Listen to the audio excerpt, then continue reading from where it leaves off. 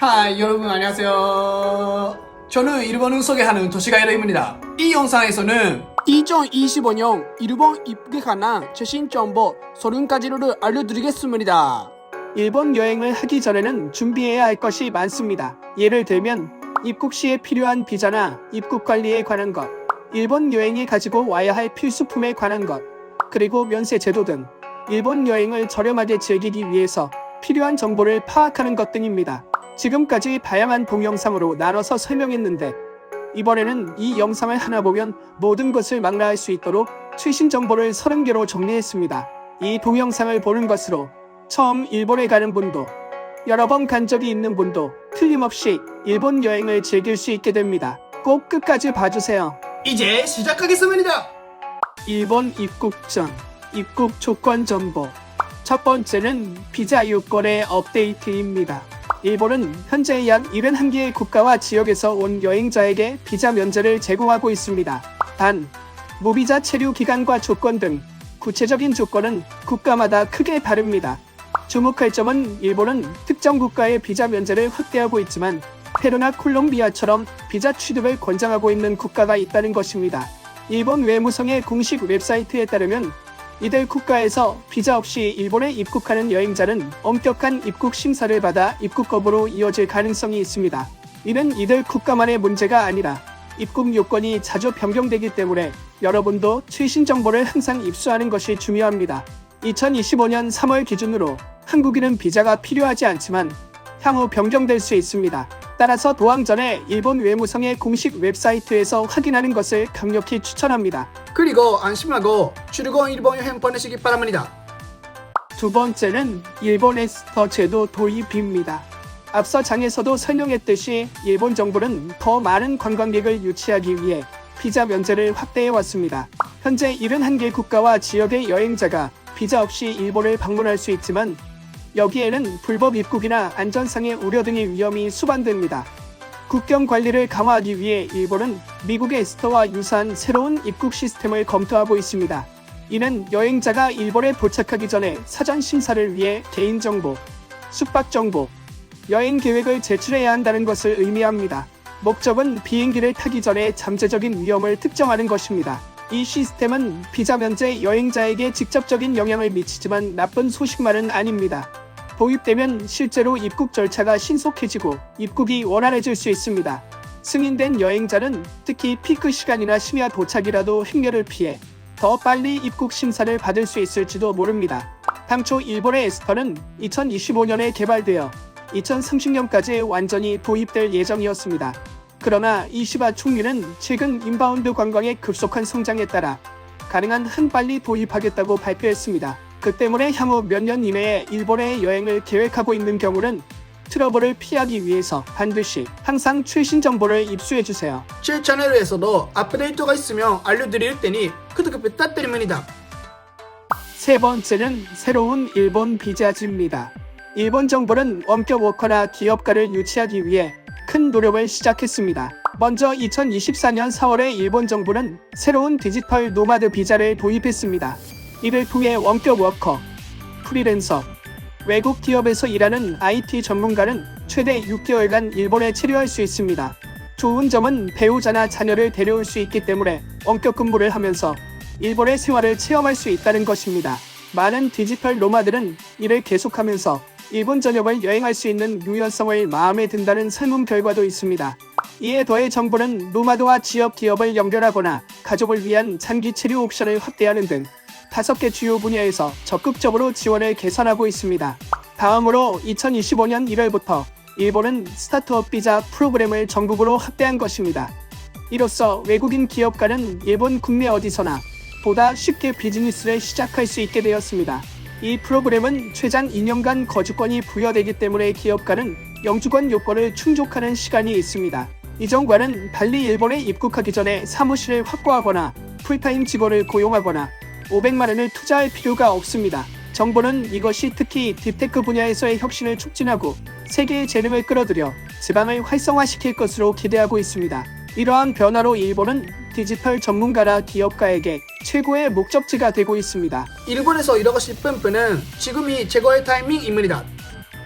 네 번째는 일본 비자 발급 정지입니다. 외국인으로부터 일본은 여행지로서 인기가 급상승하고 있습니다. 그 어느 때보다 많은 관광객이 방문하고 있지만 이로 인해 비자 문제를 일으키기 시작했습니다. 큰 예 중 하나는 필리핀으로 기록적인 수의 관광객이 일본 비자를 신청하고 있습니다. 그러나 직원 부족으로 인해 필리핀의 일본 대사관은 현재 비자 신청을 제한하고 있습니다. 처리 시간은 2배가 되며 신청자는 적어도 2개월 전에 신청하도록 촉구받고 있습니다. 하지만 이것은 필리핀만의 문제가 아닙니다. 일본에서는 여러 나라에서 방문객이 급증하고 있어 같은 비자 제한이 다른 곳에서도 발생할 수 있습니다. 그 때문에 일본을 방문하는 분은 트러블을 피하기 위해서 반드시 항상 최신 정보를 입수해주세요. 제 채널에서도 업데이트가 있으면 알려드릴 테니 구독 부탁드립니다. 다섯 번째는 입국 시 필요한 건강검진 서류입니다. 일본은 특정 국가의 여행자에 대해 새로운 건강에 관한 입국 요건을 도입했습니다.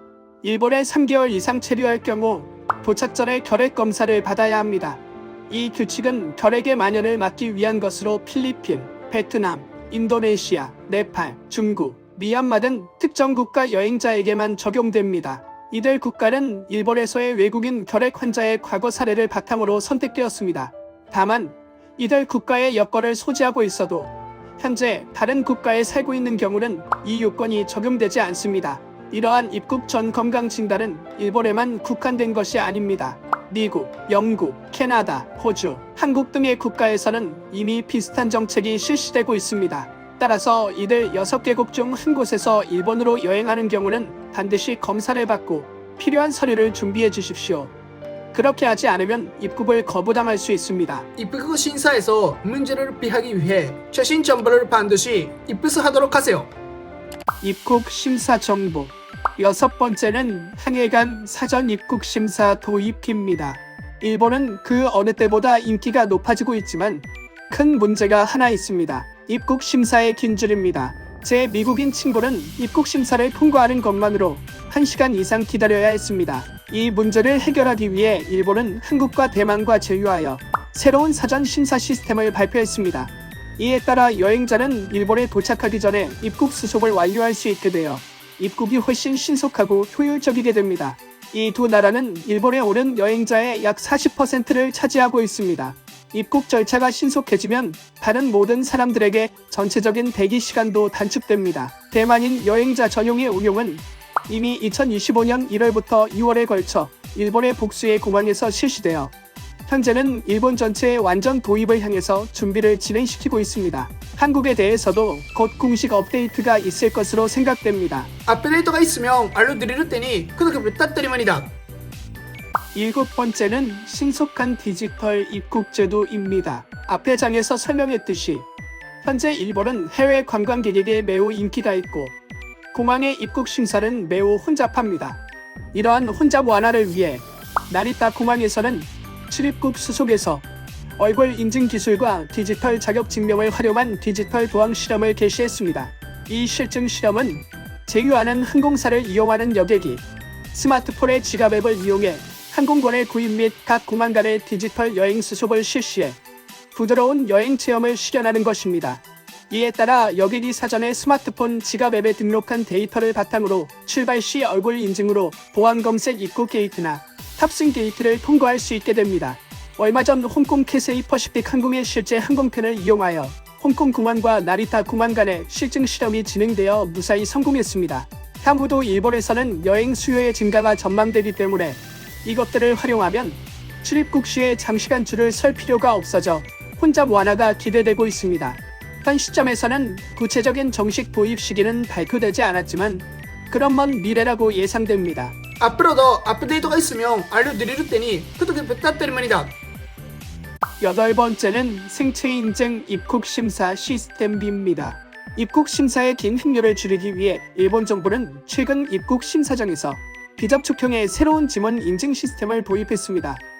손가락을 센서에 밀어붙이는 대신 손을 카메라 근처에 갖다 대기만 하면 되기 때문에 기존 방법에 비해 프로세스가 고속화됩니다.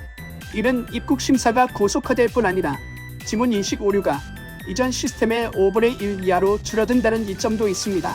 이로 인해 입국 심사가 보다 정확해져 불법 입국자가 줄어들고 일본의 치안이 향상될 가능성이 있음을 의미하고 있습니다. 현재는 시험 운용 중이며 2025년 2월부터 하네다 공항에서 이미 시작되었습니다. 따라서 도쿄에 비행기로 갈 경우에는 이 새로운 시스템을 체험할 수 있을지도 모릅니다.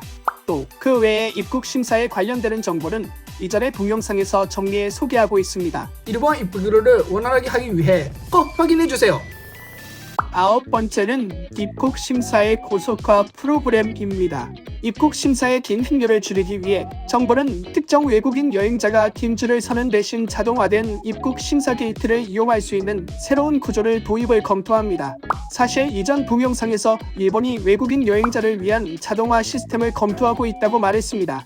그러나 더 조사해보니 일부 여행자는 이미 그것을 이용할 수 있다는 것을 알 수 있었습니다. 이것은 트러스티드 트래블러 프로그램이라고 불리며 일정한 요건을 충족하는 신뢰할 수 있는 보항자라고 인정된 외국인은 교부되는 특정 등록자 카드를 사용해 자동화 게이트를 이용하는 것이 가능해집니다. 즉, 심사부스에서 입국 심사관에 대면 심사를 받지 않고 신속하게 출입국 심사 절차를 마칠 수 있는 것입니다. 그럼 누가 이 자격이 있을까요?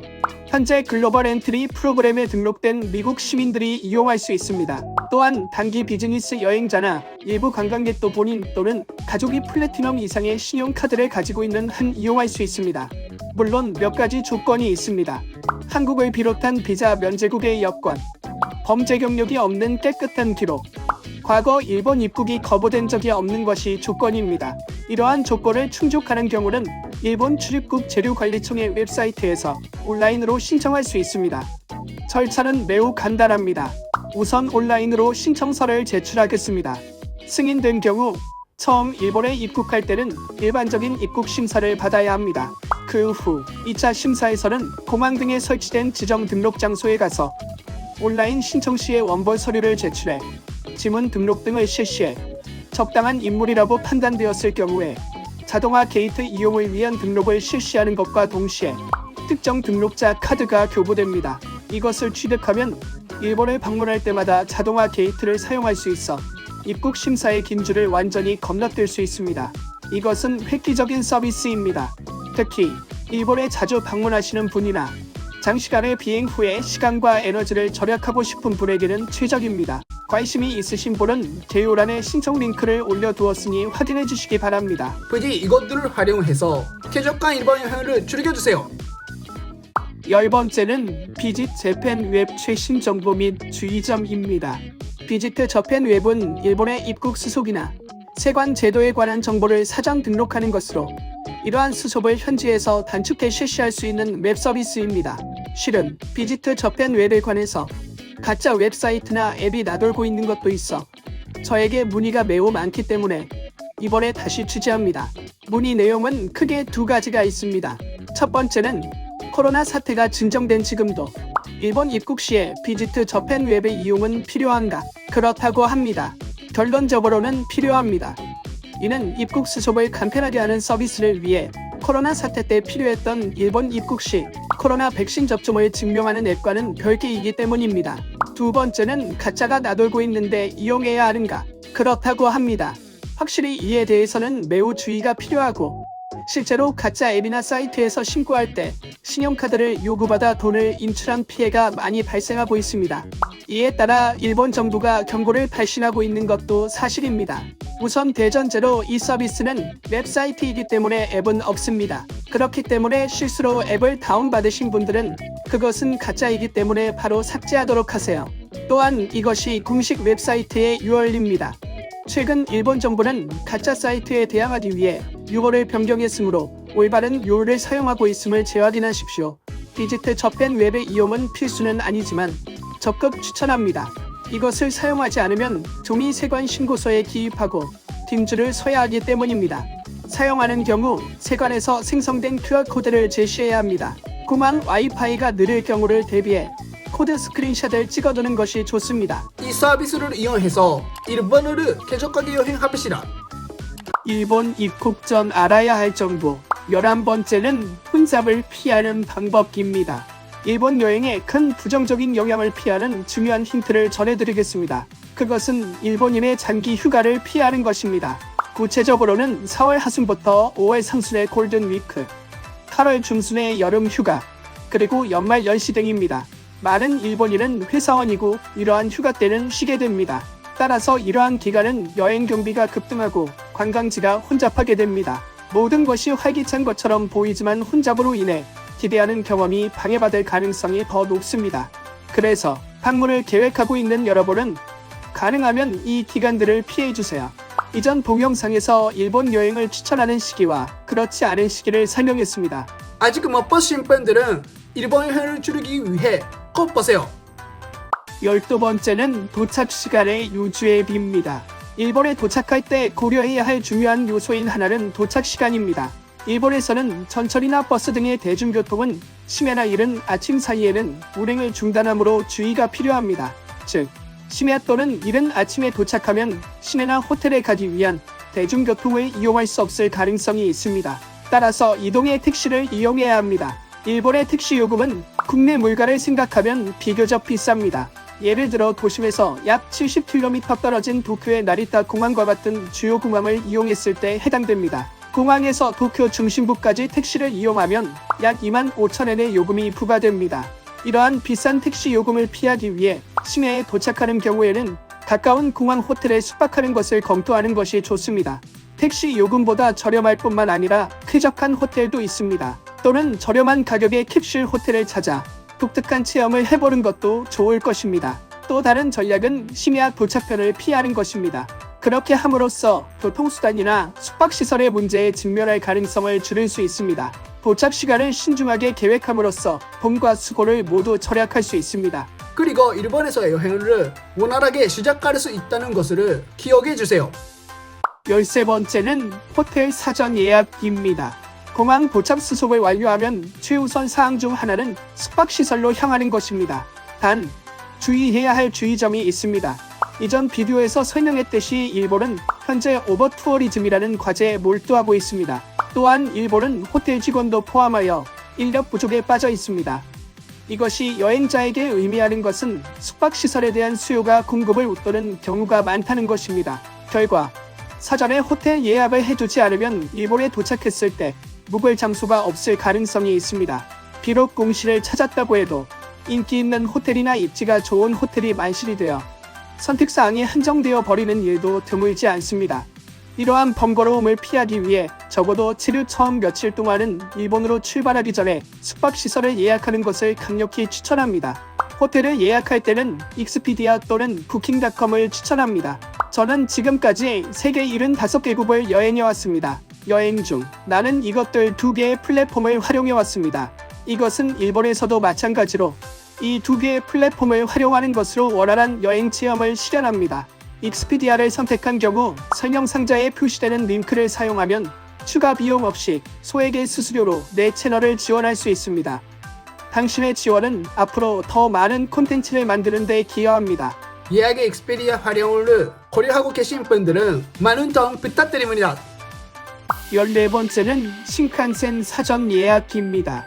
일본을 여행하는 경우 하나의 도시에만 체류하는 경우를 제외하고 이동에는 신칸센을 이용하는 경우가 많습니다. 이전 동영상에서도 설명했지만 현재 일본에서는 오버투어리즘이 발생하고 있어 타고 싶은 날짜에 신칸센을 탈 수 없을 가능성이 있습니다. 그래서 이 장에서는 신칸센 예약에 빠뜨릴 수 없는 서비스를 2가지 소개합니다. 첫 번째는 도쿄에서 규슈까지의 신칸센을 인터넷으로 예약할 수 있는 스마트 EX입니다.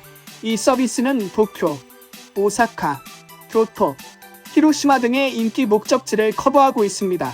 사용법은 앱을 다운로드하고 루트, 원하는 좌석을 선택하여 구매하기만 하면 됩니다. 두 번째는 레키메이트입니다. 이곳은 도쿄에서 도호쿠 지역의 신칸센을 온라인 예약할 수 있는 플랫폼입니다.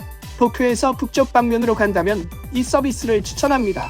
이 서비스에는 영어 앱이 없고 평판도 좋지 않기 때문에 예약에는 웹사이트를 사용하는 것이 좋습니다. 구매 프로세스는 스마트 EX와 유사하며 세부 정보를 등록하고 티켓을 검색하고 선호도를 선택하여 구매로 이동합니다. 재팬 메일 패스 또는 유사한 패스를 원하시면 패스 구입을 누르십시오. 그렇지 않으면 티켓 구입을 클릭하십시오.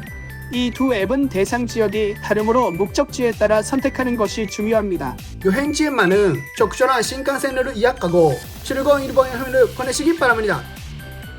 15번째는 택티비티 서비스 사전 예약입니다. 일본을 방문하면 무엇을 하고 싶습니까? 저는 지금까지 시청자로부터 가이드가 포함된 투어, 도쿄, 오사카, 교토에서의 문화체험, 여행 플랜의 추천 등에 대해 많은 질문을 받았습니다. 일본에서 가장 인기 있는 문화체험의 대부분은 매우 인기가 있기 때문에 사전 예약이 필요합니다. 예를 들어 저는 진정한 일본 문화를 체험할 수 있는 서비스를 소개하고 있습니다. 이것들은 모두 제가 실제로 체험한 것입니다. 구체적으로는 현지인이 집에서 먹는 것과 같이 본격적인 일본의 가정 요리를 시도하거나 진짜 다도를 체험해 간 내린말차를 맛보거나 약 200년 전의 실제 사무라이 문화에 근거한 전통적인 사무라이 체험에 참가하거나 할 수 있는 문화 체험입니다. 관심이 있으시면 설명 링크로 자세한 내용을 확인하세요. 일본에는 훌륭한 액티비티나 문화 체험이 많이 있기 때문에 꼭 사전에 계획을 세우는 것을 추천합니다. 그리고 잊을 수 없는 일본 여행을 보내시기를 바랍니다. 일본 여행 준비물에 관한 정보. 16번째는 일본에 가져가야 할 추천하는 것입니다. 일본에 여행할 때는 짐을 가볍게 하는 것이 필수적입니다. 그러면 짐의 운반 및 관리가 보다 쉽고 쾌적해져 비행기나 전철에서의 추가 수화물 요금을 피할 수 있습니다. 단, 일본을 여행하는 모든 사람이 반드시 가져가야 하는 8가지 아이템이 있습니다.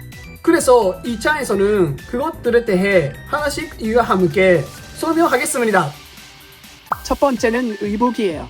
이것은 짐에서 가장 무거운 물건이기 때문에 두 가지 고려해야 할 사항을 바탕으로 말씀드리겠습니다. 첫 번째는 일본에 방문하는 시기를 생각한다는 것입니다.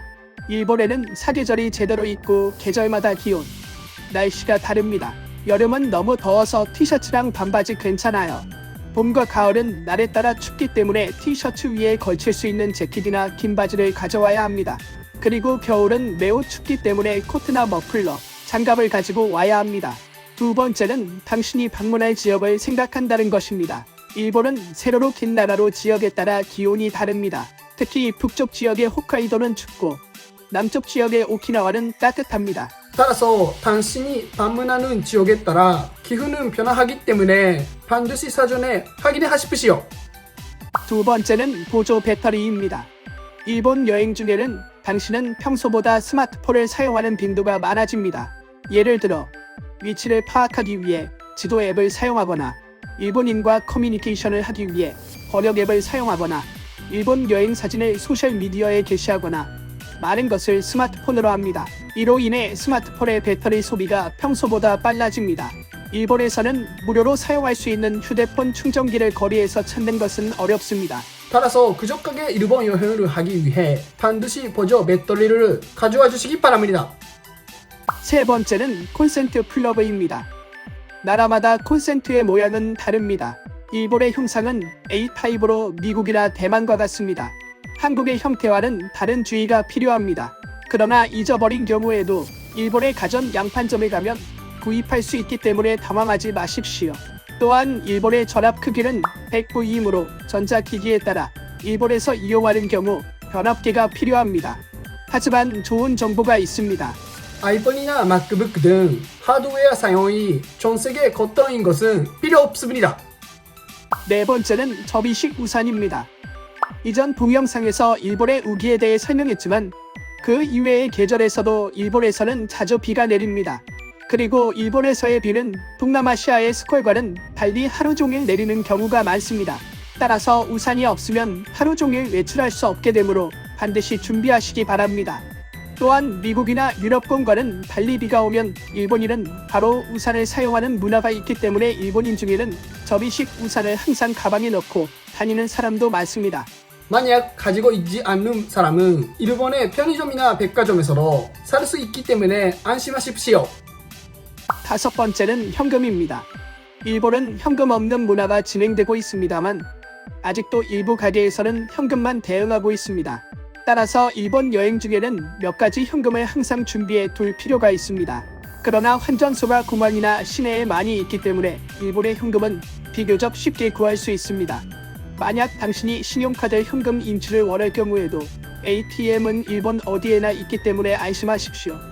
구체적인 입수 방법의 흐름이나 입수에 관한 어드바이스는 이전의 동영상에서 설명했습니다. 아직 못 보신 분들은 꼭 확인해주세요. 여섯 번째는 걷기 편한 신발입니다. 일본의 도시는 교통수단으로서 철도에 크게 의존하고 있습니다. 즉, 역 안을 걷거나 계단을 사용하거나 역에서 관광명소로 이동하는 경우가 많습니다. 또한 교토 등 일본의 도시에는 언덕이 많기 때문에 관광에는 걷기 쉬운 쾌적한 신발이 필수입니다. 하이힐은 스타일리시해 보일지 모르지만 효율적으로 돌아다니기에는 실용적이지 않습니다.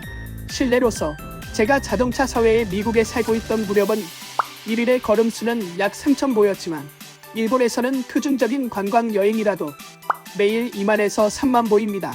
따라서 발이 지치지 않도록 걷기 좋은 신발을 잊지 말고 가지고 오시기 바랍니다. 그리고 쾌적한 일본 여행을 즐겨주세요. 일곱 번째는 봉투와 장바구니입니다. 일본에서는 한국과 같고 봉투는 유료입니다. 일본의 도시권에는 도보거리 곳곳에 슈퍼마켓이나 편의점이 있습니다. 제가 미국에 살았을 때는 슈퍼마켓에 가려면 차가 필요해서 방문하는 것은 일주일에 한 번 정도였습니다. 그러나 일본에서는 도보거리 내에 많은 가게가 있고 매일 가는 경우도 있습니다. 만약 당신이 일본에 온다면 거의 매일, 경우에 따라서는 식사마다 이 장소들을 방문할지도 모릅니다. 그렇기 때문에 이것들을 가지고 있는 것이 좋습니다. 또한 외국인에게 놀라는 경우가 많습니다만 일본의 거리는 청결하지만 쓰레기통은 별로 없습니다. 따라서 당신은 거리에서 나온 쓰레기를 가지고 돌아갈 필요가 있습니다. 당신의 가방을 더럽히지 않기 위해 컨트롤을 준비하는 것이 좋습니다. 여덟 번째는 작은 가방입니다. 일본에서는 전철이나 버스 등의 대중교통이 발달하고 있어 당신의 일본 여행에서 자동차로 이동하는 일은 적다고 생각합니다.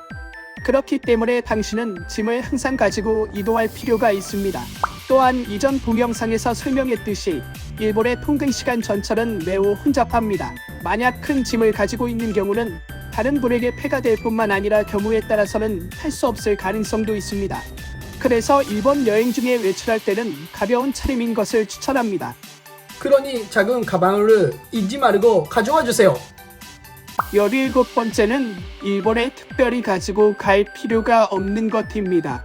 아까 장에서도 말씀드렸듯이 일본 여행을 쾌적하고 저렴하게 하기 위해서는 필요한 최소한의 것만 일본에 가져오는 것이 중요합니다. 많은 것을 가져오면 가방에 여유 공간이 적어지고 기념품을 살 수 있는 양이 줄어버립니다. 또한 비행기나 신칸센을 이용할 때 수화물 요금이 발생하여 여불의 비용이 듭니다. 그래서 이 장에서는 다른 나라에서는 필요할지도 모르지만 일본에서 불필요한 것에 대해 알려드립니다. 그것은 각종 어메니티입니다. 일본의 일반적인 호텔에는 샴푸, 칫솔, 드라이어, 수건 등 각종 어메니티는 무료로 준비되어 있습니다. 만약 당신이 마음에 드는 것이 있으면 가지고 갈 필요가 있지만 그렇지 않으면 짐이 되기 때문에 불필요합니다. 그러나 저렴한 호스텔이나 에어비앤비 등으로 숙소를 예약하신 분은 없는 경우도 있습니다. 그러니까 꼭 미리 확인해주세요. 18번째는 일본의 반입이 금지되어 있는 것입니다. 당신의 나라에서는 허가되어 있어도 일본에서는 반입이 금지되거나 규제되고 있는 것이 많이 있습니다.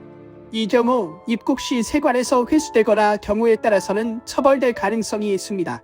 이번에는 그 중에서도 특히 주의해야 할 6가지를 말씀드리겠습니다. 안전하게 여행하기 위해 꼭 확인해주세요. 첫 번째는 고기 제품입니다. 유감스럽게도 대부분의 고기 제품은 일본으로 반입할 수 없습니다. 생고기로도 가열이 되어 있어도 안 됩니다. 서양 국가에서 인기 있는 소시지, 베이컨, 포크 육포 등도 허용되지 않습니다. 제 미국 친구 중에 미국 공항에서 햄버거를 사서 다 먹지 못하고 가지고 가서 그대로 일본에 도착해서 몰수당한 분도 있습니다. 그러니까 꼭 주의해주세요. 두 번째는 야채와 과일입니다. 이것은 기생하는 해충이 일본 국내에 들어오는 것을 막기 위해 반입이 금지되어 있습니다. 사과, 오렌지, 바나나 등 일반적인 과일도 금지되어 있습니다. 그러나 일반적인 과일은 일본의 슈퍼에서도 구입할 수 있습니다. 그래서 과일을 좋아하시는 분들은 안심하세요. 세 번째는 의약품입니다.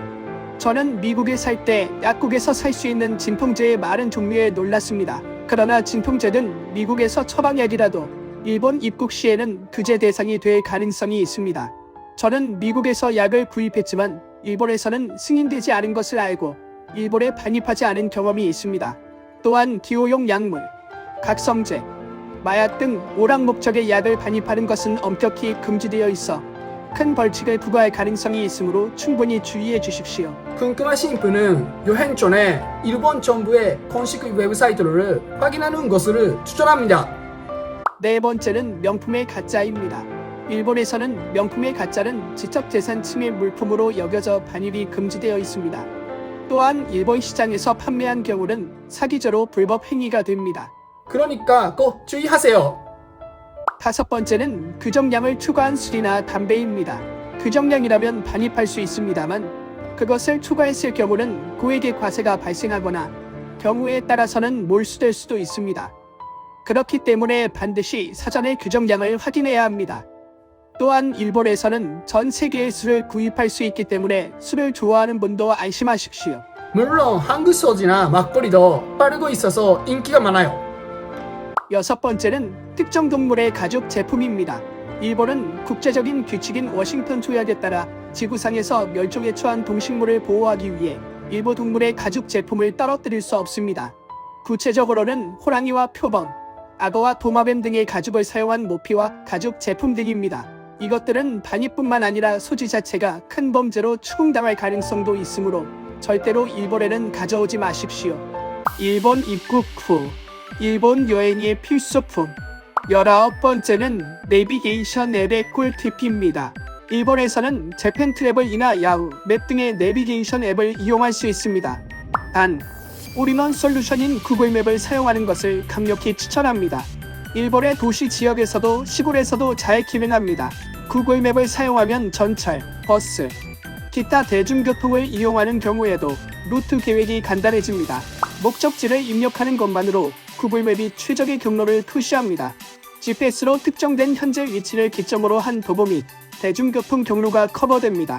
구글 맵 외에 가지고 있으면 편리한 앱이 재팬 트래블입니다. 일본의 대형 앱 개발 회사인 나비타임이 개발한 것입니다. 구글 맵과 비교해 눈에 띄는 것은 재팬 레일 패스 등의 유익한 혜택과의 통합입니다. 이것을 사용하려면 투어리스트 패스 섹션을 탭해 흥미가 있는 패스, 예를 들면 재팬 레일 패스를 선택해 검색 결과에서 목적의 루트를 커버하고 있는지 여부를 확인합니다. 일본을 방문한 외국인 친구들은 여행 중에 구글 맵과 재팬 트래블에 의지하고 있었습니다. 이러한 내비게이션 앱을 사용하는 것으로 당신의 일본 여행은 둘무퍼시 편리하고 쾌적해질 것입니다. 20번째는 번역 앱의 꿀팁입니다.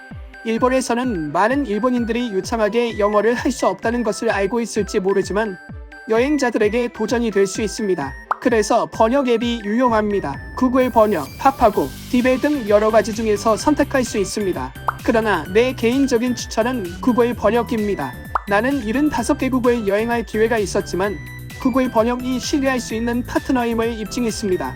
이 제품의 특징은 음성 번역과 이미지 텍스트 번역이라는 두 가지 뛰어난 기능입니다. 성 번역 기능을 사용하면 일본인과 실시간으로 대화할 수 있습니다. 휴대전화에 자신의 언어로 말하면 구글 번역이 당신의 말을 바로 일본어로 번역해줍니다. 대화하는 상대방은 일본어로 응답할 수 있으며 앱은 응답을 언어로 번역합니다. Where's the restroom? 주머니에 개인 통역이 들어있는 것 같습니다. 이미지 텍스트의 번역은 또한 큰 변화를 가져온다. 이해할 수 없는 표지판, 메뉴 또는 일본어 텍스트를 만나는 경우 앱을 열고 휴대전화의 카메라를 텍스트로 향하게 하면 텍스트가 선택한 언어로 자동 번역되는 것을 놀라게 볼 수 있습니다. 일본을 탐험할 때 모든 종류의 정보를 해독하는 데 매우 유용합니다. 따라서 현지 사람들과 대화하고 있거나 일본어 메뉴를 이해하려는 경우에도 구글 번역은 필요한 다목적 도구입니다. 이것으로 단어의 벽이 일본에서의 모험을 방해하지 않습니다. 21번째는 환전의 힌트입니다. 일본에서는 현금 없는 결제가 보급되고 있지만 여전히 현금이 주류인 장소도 있습니다. 예를 들어 스이카와 파스모 카드에 충전할 필요가 있는 경우는 현금뿐입니다. 따라서 일본에 도착하면 어느 정도의 현금을 수중에 준비해 둘 필요가 있습니다. 다행히도 공항에는 환전 카운터가 있습니다. ATM에서 현금을 인출하고 싶은 경우는 다음 장에서 설명합니다. 이 공항 카운터에서의 환전 환율은 그다지 유리하지 않을 수 있습니다. 현재 은행 금리를 확인하고 싶다면 커런시 컨버터 앱을 추천합니다. 사용법은 간단합니다. 환전하고 싶은 통화를 선택하고 환전하고 싶은 금액을 입력합니다. 컨버터에는 현재 은행 금리가 표시되어 환전센터에서 제시된 금리가 타당한지 여부를 판단할 수 있습니다. 이 도구의 뛰어난 점은 전 세계 통화와의 호환성입니다. 그렇기 때문에 국내 여행뿐만 아니라 해외 여행에도 도움이 됩니다. 그리고 필요한 돈만 환전하는 것이 상책입니다. 1인당 5,000엔이면 충분할 것 같아요. 시내에 들어가면 일반적으로 더 좋은 환율의 환전소를 찾을 수 있습니다. 일본에서의 시내에서는 엔파를 손에 넣는 것이 간단하기 때문에 입국 전에 불리한 환율로 환전할 필요가 없습니다. 22번째는 현금 인출입니다. 일본에서는 외국인 여행자가 도착하는 국제공항에는 반드시 ATM기가 설치되어 있습니다. 그곳에서는 신용카드 또는 지불카드를 사용하여 쉽게 엔화를 인출할 수 있습니다. 물론 거리에도 ATM이 많이 있습니다. 다행히도 이러한 ATM은 다국어 지원으로 영어, 중국어, 한국어 옵션도 이용할 수 있습니다. 이제 현금 걱정 없이 여행을 즐길 준비가 되었습니다.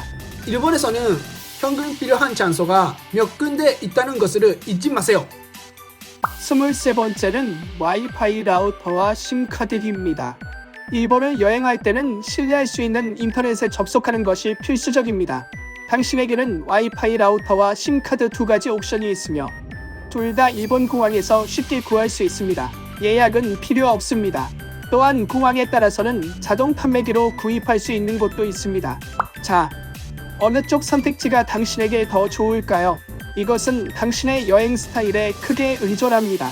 비용 대비 효과와 휴대의 편리성을 요구한다면 SM카드가 최적일지도 모릅니다. 휴대전화에 쉽게 들어가 어디에 있든 인터넷을 제공합니다. 그리고 요즘에는 이 심도 인기가 많아요. 이용하고 싶은 경우는 재팬 와이어리스가 제공하는 서비스를 추천합니다. 제 쿠폰 코드를 사용하면 10% 할인됩니다. 자세한 내용은 설명란의 링크를 확인해주세요. 한편 그룹으로 여행하는 경우에는 와이파이 라우터를 대여하는 것이 경제적입니다. 여러 사용자가 동일한 장치를 공유하여 비용을 분할하고 전원이 연결을 유지할 수 있도록 합니다. 포켓 와이파이를 사용하고 싶다면 재팬 와이어리스 또는 닌자 와이파이가 제공하는 서비스를 추천합니다. 저도 이용해봤는데 초기 설정도 쉽고 네트워크도 너무 좋아서 편리했습니다. 각사 할인 쿠폰이 있으며 제 쿠폰 코드를 사용하면 10% 할인됩니다. 자세한 내용은 설명란의 링크를 확인해주세요. 마지막으로 심카드와 와이파이 장치 중 어느 것을 선택할지는 당신의 요구와 취향에 따라 달라집니다. 사용자 수, 예산, 편리성 등의 요소를 고려하여 최적의 선택을 하고 즐거운 일본 여행을 보내십시오. 대중교통 정보 24번째는 교통 IC 카드 최신 정보와 입소 방법입니다. 스이카와 파스모 등의 교통계 IC 카드는 일본을 여행하는 데 있어서 빼놓을 수 없는 아이템입니다. 전철, 버스, 지하철뿐만 아니라 편의점이나 슈퍼마켓, 자동 판매기에서 쇼핑할 때도 사용할 수 있습니다. 이로써 당신의 일본 여행이 훨씬 편해집니다. 스마트폰에서 사용할 수 있는 모바일 스이카와 물리적인 IC카드의 두 종류가 있습니다. 어느 쪽이 자신에게 맞는지 망설이고 있는 분도 많다고 생각하기 때문에 그 대답을 전해드리겠습니다. 우선 당신이 아이폰 사용자라면 모바일 스이카가 가장 적합합니다. 애플 지갑과 심리스로 통합되어 있어서 매우 편리합니다. 안드로이드 사용자라면 일반 스이카 카드를 손에 넣는 것이 가장 좋습니다. 나리타 공항, 하네다 공항이나 주요역에서 쉽게 구할 수 있습니다. 일반 스이카 카드는 2023년 6월부터 반도체 부족으로 인해 입수할 수 없었지만 2025년 3월부터 드디어 판매가 재개되었습니다. 그리고 그 밖에도 검토해야 할 IC 카드의 선택사항은 있어 자신에게 최적인 IC 카드에 대해서는 이전에 동영상에서 설명했습니다. 아직 못 보신 분들은 꼭 확인해주세요. 25번째는 재팬 레일 패스는 아직 가치가 있다 입니다. 여러분의 대부분은 2023년 10월에 재팬 레일 패스가 약 1.6배로 가격이 오른 것을 알고 계십니까? 그리고 저는 굉장히 많은 시청자들로부터 아직도 가치가 있느냐는 질문을 많이 받습니다.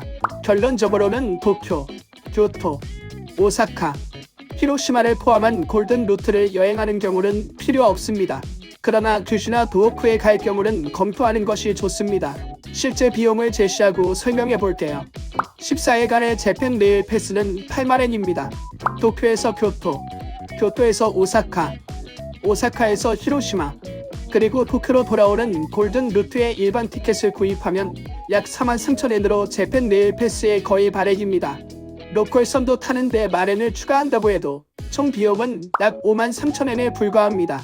7일 동안 패스하는 것이 이득이라고 생각하는 사람도 있을지도 모릅니다만 솔직히 말해서 골든 루트를 단 7일 동안 보는 것은 피곤합니다. 휴가라기보다는 여행 마라톤 같은 거예요.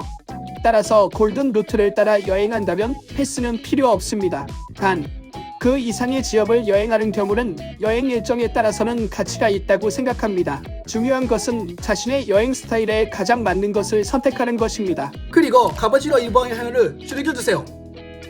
26번째는 공항에서 이동하는 방법입니다. 일본에 도착한 경우 공항에서 시내 중심부까지의 이동에는 다양한 교통수단을 이용할 수 있습니다. 택시, 버스, 전철, 특급 열차 중에서 선택하실 수 있습니다. 구체적인 교통수단의 옵션은 도착하는 공항에 따라 달라집니다. 예를 들어 나리타 공항에서는 나리타 익스프레스, 하네다 공항에서는 도쿄 모노레일을 이용할 수 있습니다. 이러한 특급 열차는 특히 혼잡한 통근 열차를 피해 쾌적하고 효율적으로 이동하고 싶은 경우에 최적의 선택지입니다. 공항에서 택시를 이용하고 싶다면 인바운드 플랫폼에서 제공하는 공항 택시 서비스를 추천합니다. 미리 예약하시면 대기시간 없이 탑승하실 수 있습니다. 제 쿠폰 코드를 사용하면 10% 할인됩니다. 자세한 내용은 설명란의 링크를 확인해주세요. 보다 예산 친화적인 옵션을 찾으시는 경우에는 버스도 이용하실 수 있습니다. 호텔로 가는 올바른 경로를 찾기는 어려울 것 같지만 구글맵 등의 앱을 이용하면 호텔 이름을 입력하는 것만으로 쉽게 찾을 수 있습니다. 원하시는 것이나 예산에 맞게 최적의 교통수단을 선택해 주시기 바랍니다. 문의사항이 있으시면 친절한 공항 직원이 기꺼이 도와드리겠습니다. 안전하고 쾌적하게 일본 여행을 즐겨주세요. 27번째는 화물 배송 서비스입니다. 일본 공항에 착륙했을 때 장시간 비행 후 가장 피하고 싶은 것은 크고 무거운 짐을 들고 다니는 것입니다. 여행자 중에는 짐을 맡기기 위해 호텔로 직행하는 사람도 있는데 특히 이른 아침에 도착해 호텔 체크인 시간이 늦은 경우에는 이에 시간이 걸리는 경우가 많습니다. 그럴 때 도움이 되는 것이 공항에서의 화물 배송 서비스입니다. 이러한 서비스를 이용하면 미리 짐을 목적지로 바로 보낼 수 있어 짐을 운반할 필요가 없어집니다. 예를 들어 오전 11시까지 짐을 맡겼을 경우 거리에 따라 당일 배달이 가능합니다. 비록 오전 11시 창구에 도착하지 않은 경우에도 다음날 아침에는 짐이 호텔에 도착하기 때문에 안심하십시오. 가볍게 여행할 수 있는 것에는 몇 가지 이점이 있습니다. 공항이나 대중교통으로의 이동이 간단해지고 비행기가 착륙하면 바로 시내 산책을 시작할 수 있습니다. 따라서 크고 무거운 짐을 가지고 일본에 오신 분들은 꼭 이 서비스를 활용해 주시기 바랍니다. 그리고 빈손으로 즐거운 일본 여행을 보내시기를 바랍니다. 일본 여행에서 알아야 할 정보. 28번째는 면세제도 현황의 문제점과 향후 방침입니다. 일본의 면세 쇼핑 시스템은 큰 변화를 이루고 있는데 그 이유는 다음과 같습니다. 최근 면세로 상품을 구입하여 일본 국내에서 되팔아 이익을 얻는 시스템을 악용하는 외국인 관광객이 증가하고 있습니다. 이에 대처하기 위해 정부는 악용을 막기 위해 시스템을 재검토하고 있습니다. 현재 일본에서 면세 쇼핑을 하면 구매 정보가 여권에 전자적으로 링크됩니다. 출국 시 세관에서 여권을 제시해야 하지만 대부분의 경우 이 절차는 생략됩니다. 예를 들어 2023년에 세관은 1억엔 이상의 상품을 구입한 57명의 방문자를 확인했지만 상품을 가지고 있던 사람은 1명뿐이었습니다. 나머지 56명은 세금 지불을 요구받았지만 55명은 지불하지 않고 일본을 떠났습니다. 이에 대처하기 위해 정부는 면세 시스템의 4가지 주요 업데이트를 발표했습니다. 이러한 변경은 방문자에게 좋은 영향과 나쁜 영향을 모두 가져옵니다. 다음 장에서 이러한 업데이트에 대해 설명할 테니 기대해주세요. 29번째는 면세제도 업데이트 정보 4가지와 주의점입니다. 앞장에서도 설명했듯이 일본의 면세제도에는 몇 가지 과제가 있습니다.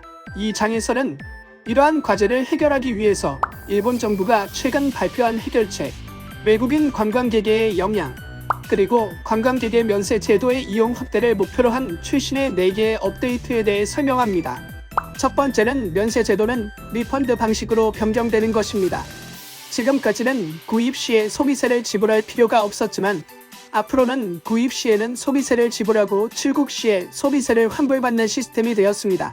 이들은 독일이나 프랑스 등의 국가에서 채용되고 있는 방식으로 악재적인 사기를 줄이는 데 효과적으로 일본 정부는 2025년도 면세 제도의 개정 가기를 결정했습니다. 두 번째는 소모품에 대해 특수 포장을 폐지하는 것입니다.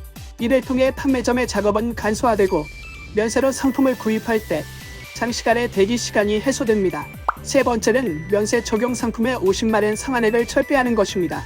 이에 따라 고가의 물건도 면세 대상이 됩니다. 그러나 100만엔 이상 고액 상품은 판매점이 1년번호 등 식별 코드를 추가해 기록하게 됐습니다. 네 번째는 이러한 변경의 적용일 정보로 2026년 11월 1일부터 적용된다고 합니다. 이러한 정보를 이해하고 저렴하게 일본의 쇼핑을 즐겨주세요. 30번째는 중국인 비자 완화와 방역객에 미치는 영향입니다.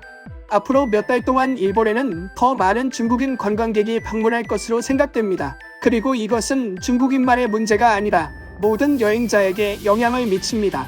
그 이유는 두 가지가 있습니다. 첫 번째는 일본 정부가 실시한 중국인 관광객에 대한 비자 요건 완화의 영향 때문입니다. 앞에서도 말했듯이 일본은 현재 71개 국가와 지역에 비자 면제를 제공하고 있으며 정부는 더 많은 관광객을 유치하기 위해 적극적으로 노력하고 있습니다. 왜 이것이 중국인 여행자뿐만 아니라 모든 사람에게 중요할까요? 일본은 이미 많은 인기 관광지에서 오버투어리즘에 시달리고 있으며 이 정책 변경으로 인해 그것이 더 악화될 가능성이 있기 때문입니다. 2024년 9월에만 65만 명 이상의 중국인 관광객이 일본을 방문해 전체 외국인 관광객의 약 25%를 차지하고 있습니다. 이러한 변경 사항에는 비자 유효 기간 연장, 신청 프로세스 간소화, 나아가 고소득 중국인 여행자에 대한 비자 면제 등이 포함됩니다. 이것은 가까운 미래에 중국 관광객이 더 늘어날 것으로 상상됩니다. 두 번째는 일본 최대 항공사 중 하나인 전일본 공수가 중국 여행자의 국내선 요금을 폐지했기 때문입니다. 즉, 중국인 여행자는 국제선 요금만 지불하면 되고 도쿄나 오사카 등의 주요 공항에서 일본 각지의 지방 도시로의 환승은 무료입니다. 그 결과 대도시뿐만 아니라 지방에서도 중국인 관광객이 크게 증가할 것으로 예상됩니다. 그리고 이것은 제 예측이지만 일본은 다른 나라에서 온 여행자에게도 같은 거래를 확대할 가능성이 있습니다.